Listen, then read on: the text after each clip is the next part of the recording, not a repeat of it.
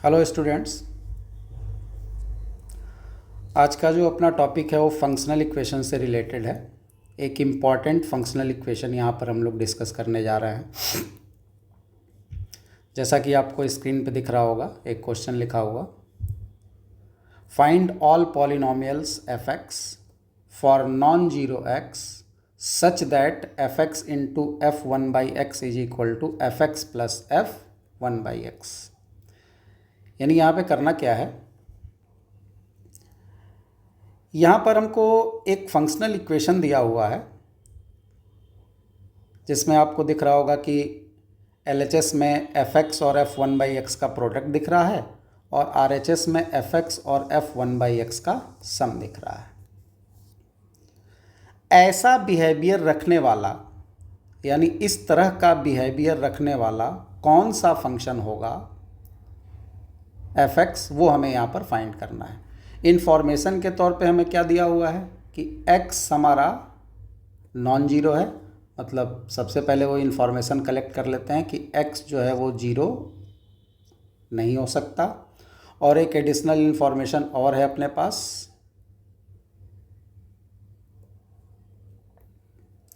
वो क्या है, वो यहाँ पर दिया हुआ है कि एफ एक्स पॉलिनॉमियल है।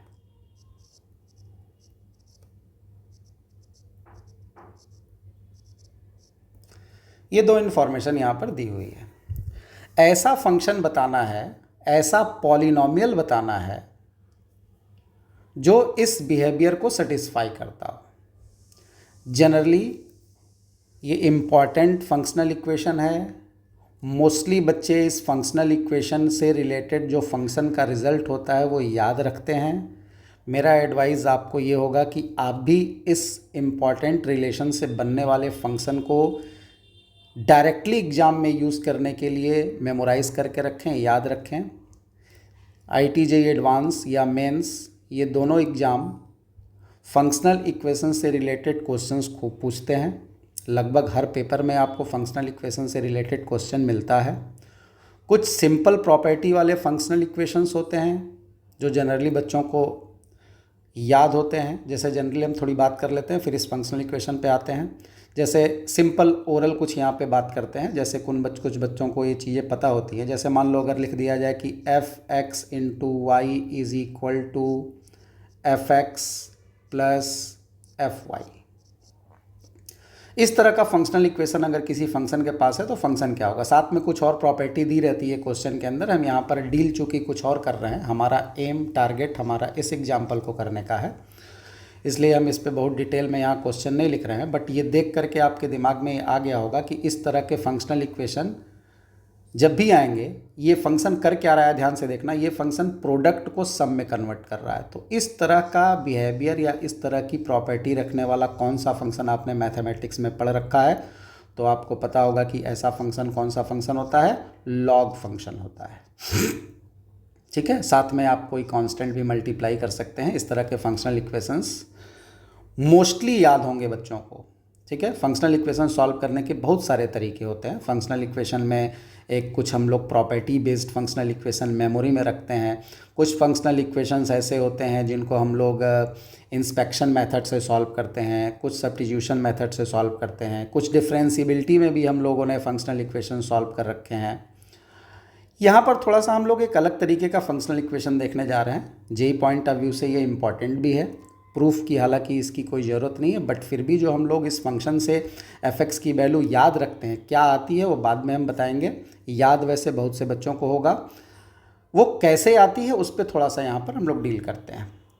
तो इसी तरीके से जैसे ये वाली प्रॉपर्टी देख करके ये फंक्शन आपको याद है ना, वैसे ही कुछ फंक्शनल इक्वेशंस ऐसे आपको रखने पड़ेंगे जो इम्पॉर्टेंट हैं या जो रेगुलर यूज़ करता है जेई, आप उनको मेमोरी में भी रख सकते हैं। तो ये जो फंक्शनल इक्वेशन है, इस फंक्शनल इक्वेशन का फाइनल रिजल्ट आप याद रखिएगा तो एग्जाम में आपका समय भी बचेगा। खैर, यहाँ पर हम लोग इसके प्रूफ को देखने की कोशिश करेंगे।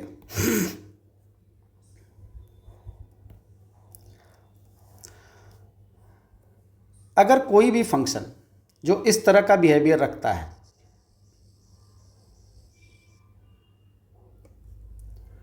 कोई भी फंक्शन f(x) जो इस तरह का बिहेवियर रखे कि फंक्शन और कोई इनपुट x है और इनपुट 1/x है, इन दोनों का प्रोडक्ट और इन दोनों का सम आपस में इक्वल हो, ऐसी प्रॉपर्टी रखने वाला कौन सा पॉलिनॉमियल फंक्शन होगा।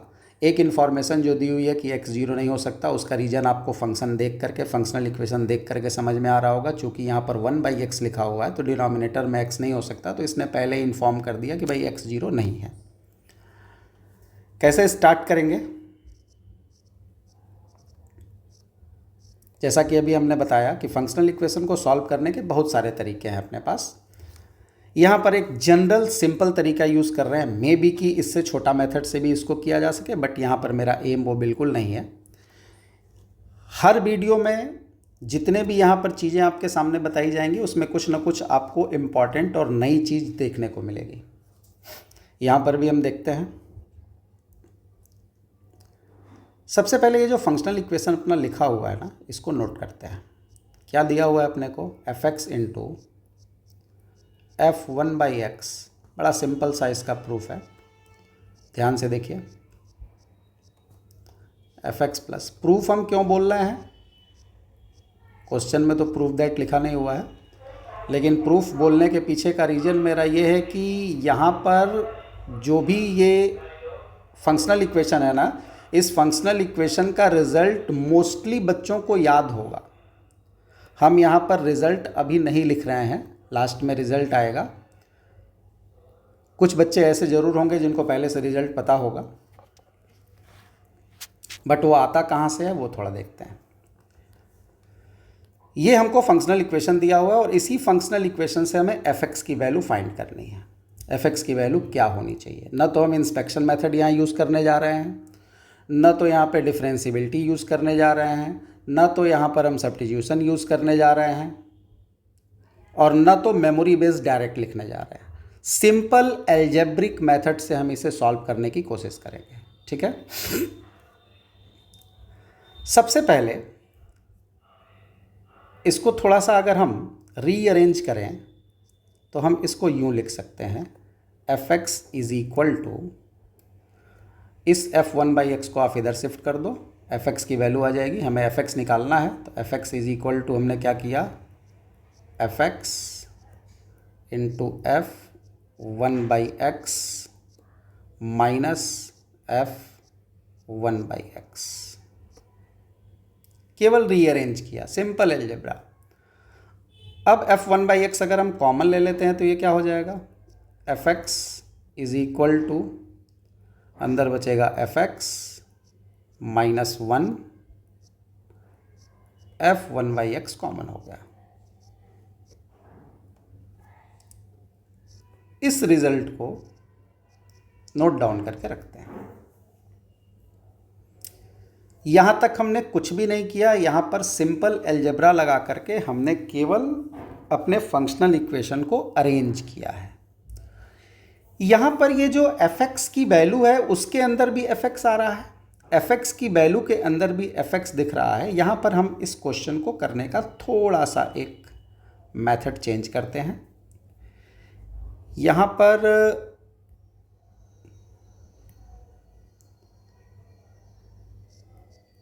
f(x) माइनस 1, ये जो RHS में लिखी हुई वैल्यू है ना, इसको कोई एक नया पॉलिनॉमियल सपोज कर लेते हैं। चूंकि f(x) को पॉलिनॉमियल क्वेश्चन ने दे रखा है, तो f(x) किसी भी पॉलिनॉमियल में से अगर 1 माइनस करेंगे, कांस्टेंट माइनस करेंगे, तो जो रिजल्ट आएगा वो भी एक पॉलिनॉमियल आएगा। तो हमने मान लिया कि f(x) माइनस 1 एक नया पॉलिनॉमियल gx आ गया, यानी हमने f(x) माइनस 1 को gx सपोज कर लिया। इससे क्या होगा देखते हैं आगे। ये जो रिज़ल्ट है ना, इस रिज़ल्ट को हम यूज़ करने जा रहे हैं। इस रिज़ल्ट को यूज़ करेंगे using in original functional equation.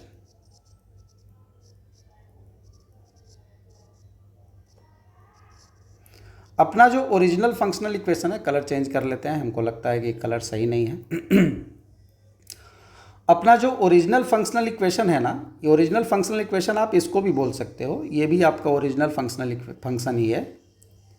ये भी ओरिजिनल फंक्शनल इक्वेशन ही है। कारण क्या है कि ऊपर वाले फंक्शनल इक्वेशन में केवल हमने अरेंज किया है, तो ये भी हमारा ओरिजिनल ही है। ना तो स्क्वायर किया हमने, ना तो क्यूब किया हमने, ना तो स्क्वायर रूट किया हमने, केवल सब्जेक्ट इधर उधर चेंज किया है, उससे फंक्शनल इक्वेशन पे कोई फ़र्क नहीं पड़ा है। तो आप इसको भी ओरिजिनल बोल सकते हो। हम इस डाटा को, ये जो हमने यहाँ पर सपोज़ किया है, ये जो हमने यहाँ पर सपोज़ किया है, इस रिज़ल्ट को हम इसमें यूज़ करते हैं। इसमें अगर हम यूज़ करेंगे तो होगा क्या, fx के प्लेस पे क्या लिख सकते हो, LHS में जो fx है, तो fx के प्लेस पर तुमको gx प्लस 1 मिल जाएगा। यहीं पर देखो ना, fx इज इक्वल टू क्या हो जाएगा, 1 उधर चला जाएगा, तो ये वैल्यू क्या हो जाएगी, gx प्लस 1। तो ये रिज़ल्ट अगर हम यहाँ यूज़ कर देंगे तो हमारा नया फंक्शनल इक्वेशन जो है gx के फॉर्म में, वो कैसा दिखने लगेगा देखते हैं। तो हमारा ये जो फंक्शनल इक्वेशन है ये कैसा दिखेगा, ये दिखेगा gx प्लस 1 RHS में, LHS में। RHS में क्या होगा, fx माइनस 1 के जगह डायरेक्टली हम यहाँ पर gx पुट कर देंगे। और f1 बाई एक्स के प्लेस पर क्या होगा f1 बाई एक्स के प्लेस पर क्या होगा, f1 बाई एक्स के प्लेस पर जब आप यहाँ पर x के प्लेस पर 1 बाई एक्स पुट करोगे तो यहाँ भी x के प्लेस पर 1 बाई एक्स हो जाएगा। यहाँ पर अगर 1 बाई एक्स पुट करोगे तो यहाँ पर जो रिज़ल्ट मिलेगा वो रिज़ल्ट क्या हो जाएगा, g1 बाई एक्स प्लस 1।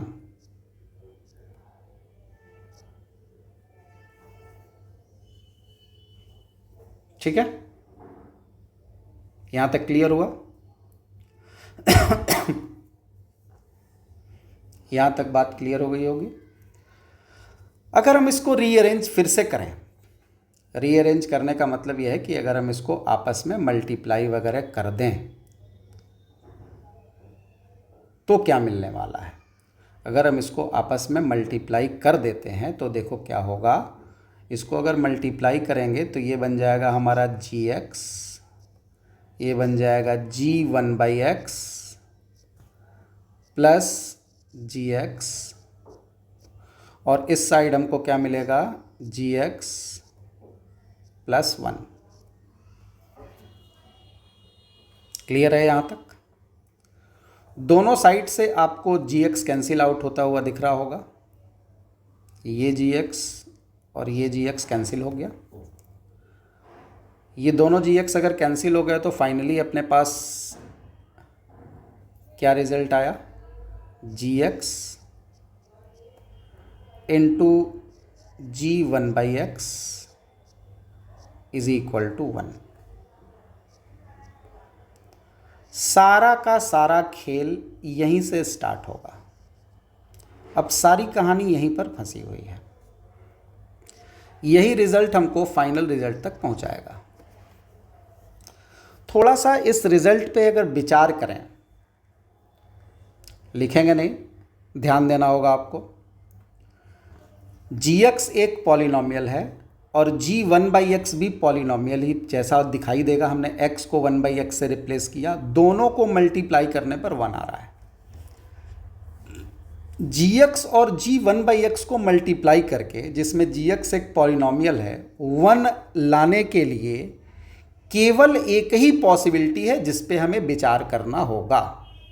यहीं से ये रिजल्ट तुरंत आपको मिल जाएगा।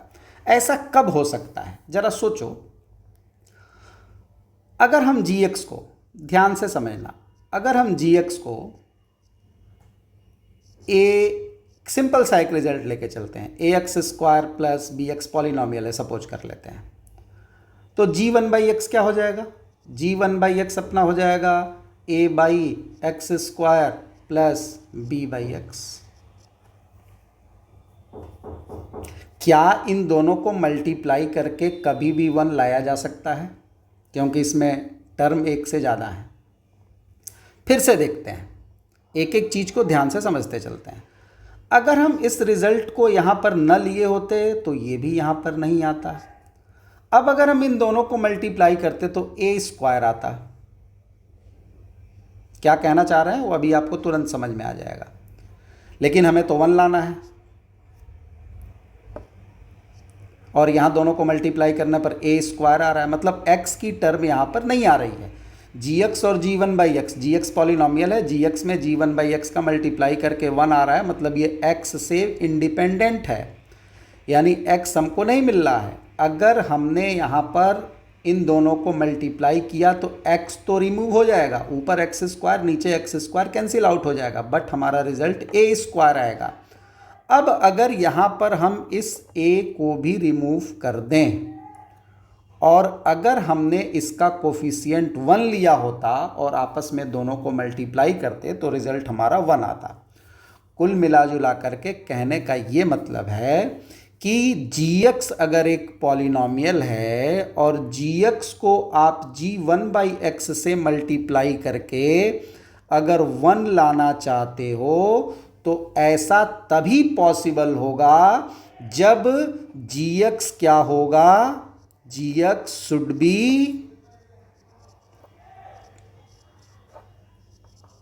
मोनोमियल।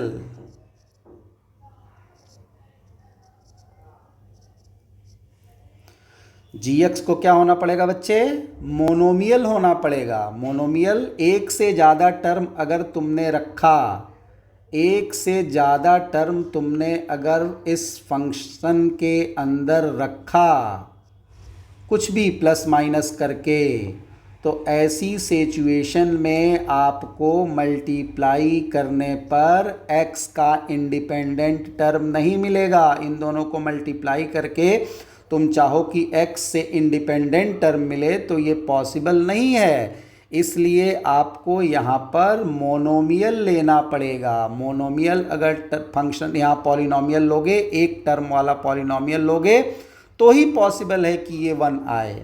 साथ ही साथ एक इम्पॉर्टेंट बात और ध्यान में रखनी पड़ेगी कि कोफिशिएंट शुड बी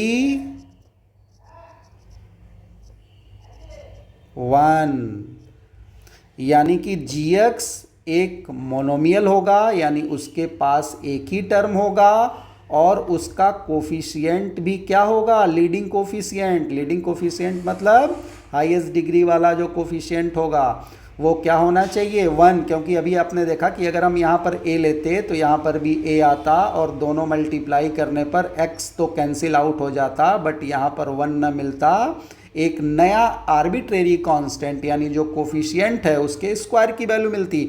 बट हमारा जो यहाँ पर रिजल्ट है gx इंटू g1/x, उसकी वैल्यू 1 आ रही है। ये बच्चे पॉसिबल केवल उसी कंडीशन में होगा जब आपने मोनोमियल gx को लिया हो और उसका लीडिंग कोफिशिएंट 1 लिया हो। अब बात आती है कि सर आपने ये स्क्वायर क्यों लिया। तो बच्चा हमने यहाँ पर स्क्वायर लिया नहीं, हमने एक एग्जाम्पल लेकर के आपको समझाने की कोशिश की। अगर तुमने यहाँ पर क्यूब लिया होता तो यहाँ पर भी क्यूब हो जाता, अगर तुमने यहाँ पर क्यूब लिया होता तो ये नीचे क्यूब हो जाता, अभी भी दोनों x क्यूब कैंसिल हो जाते। अगर तुमने डिग्री 4 ली होती तो यहाँ पर भी नीचे 4 आता, x⁴ फिर कैंसिल होकर के 1 आ जाता। बात समझ में आ रही है। तो यहाँ पर डिग्री डिफाइंड नहीं हो पाई, डिग्री कुछ भी हो सकती है, ठीक है। यानी कि जो हमारा gx है ये मोनोमियल होगा, कोफिशिएंट 1 होगा, बट डिग्री यहाँ पर डिफाइंड नहीं हो पाएगी। यानी मिला जुला करके हम ये बोल सकते हैं कि gx कैसा दिखेगा, gx शुड बी x⁴n, ठीक है। डिग्री डिफाइंड नहीं है, आप 3 ले रहे हो तो भी 1 आ जा रहा है, 2 ले रहे हो तो भी 1 आ जा रहा है, 4 लोगे तो भी 1 आ जाएगा, यानी डिग्री यहाँ पर डिफाइंड नहीं हुई। हाँ, लेकिन एक समस्या और भी है। वो क्या है कि सर हम यहाँ पर जो कोफिशिएंट 1 ले रहे थे इसका, वो तो समझ में आया कि कोफिशिएंट 1 इसलिए ले रहे थे कि दोनों मल्टीप्लाई करने पर चूंकि यहाँ 1 लाना है। लेकिन बच्चे यहाँ पर एक चीज़ और है, 1 लिखो या ना लिखो ये तो सिंपल सी बातें हैं, बेसिक क्लास में इसको बता दिया जाता है। यहाँ पर तुम प्लस या माइनस दोनों में से कुछ भी ले सकते हो, ये दोनों रिजल्ट पे वैल्यूड होगा। ऑल पॉसिबल पॉसिबिलिटीज को देखना पड़ेगा यहाँ पर, ठीक है। अगर तुमने gx को प्लस x⁴n रखा तो भी तुम g1/x अगर लिखते हो तो इसका रिजल्ट भी प्लस माइनस 1/x⁴n आएगा।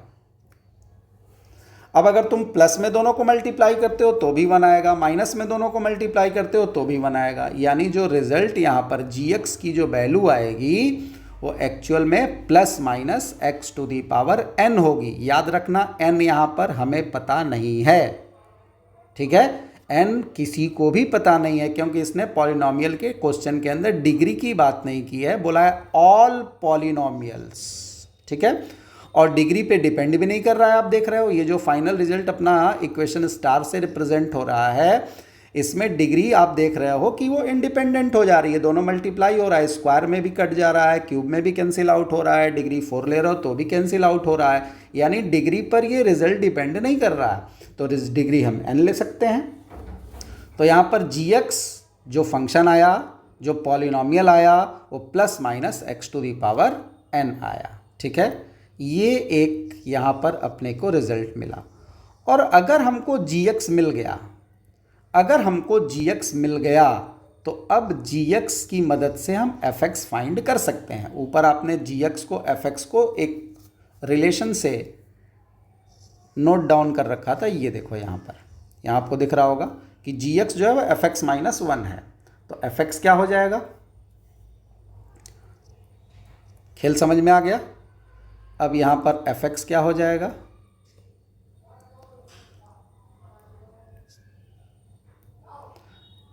fx हो जाएगा प्लस माइनस x⁴n प्लस 1, ठीक है।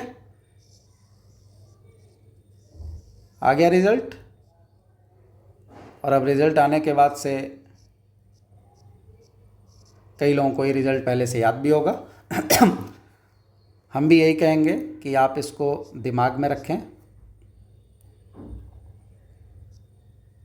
आर से लिख दिया हमने, रिमेंबर, यानी कि कोई भी पॉलिनोमियल जो इस तरह के फंक्शनल इक्वेशन को सेटिस्फाई करता हो, कोई भी पॉलिनोमियल जो इस तरह के फंक्शनल इक्वेशन को सेटिस्फाई करता हो, fx into f1/x is equal to fx plus f1/x, इस तरह के फंक्शनल इक्वेशन को सेटिस्फाई करने वाला फंक्शन कौन सा होगा, fx is equal to plus minus x⁴n plus 1। Simple सा फंक्शनल इक्वेशन है। और जैसा पहले बताया कि बहुत से स्टूडेंट्स को ये फंक्शनल इक्वेशन का फंक्शन याद भी होगा। हमने एक छोटा सा इसका एल्जेब्रिक प्रूफ बताया, और भी तरीके हैं इसको प्रूफ करने के। क्वेश्चन कैसे करेंगे एग्जाम में, जैसे मान लो इस फंक्शनल इक्वेशन से रिलेटेड क्वेश्चन किस तरीके का हो सकता है, जेईई में पूछा हुआ ये एक एग्जाम्पल लिखते हैं यहाँ पर। If fx is